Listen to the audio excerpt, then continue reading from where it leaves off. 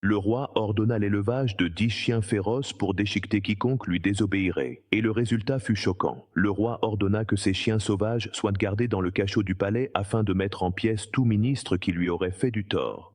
Un jour, l'un des ministres les plus proches du roi s'opposa à ces ordres. Le roi oublia alors sa loyauté et ordonna qu'il soit jeté aux chiens féroces pour être dévoré. Le ministre fut surpris par la décision du roi et commença à le supplier, lui rappelant tous les services qu'il lui avait rendus. Et ils étaient nombreux. Le cœur du roi s'attendrit aux paroles du ministre, mais sa fierté ne lui permit pas de revenir sur sa décision. Le ministre demanda alors au roi de lui accorder 10 jours avant que la sentence ne soit exécutée. Le roi accepta. Le ministre alla voir le gardien qui nourrissait les chiens et lui demanda de le laisser s'occuper d'eux pendant seulement 10 jours.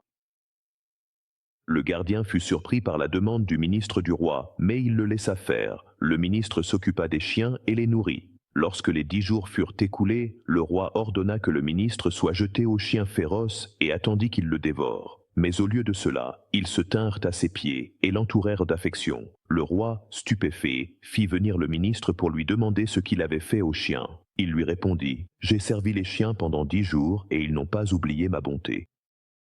Mais je t'ai servi pendant 10 ans, et tu as tout oublié en un instant. » Alors le roi lui accorda son pardon et relâcha les chiens. Et il comprit que celui qui pardonne et fait la paix, sa récompense est auprès d'Allah le Tout-Puissant, et que celui qui pardonne sera récompensé par le pardon d'Allah.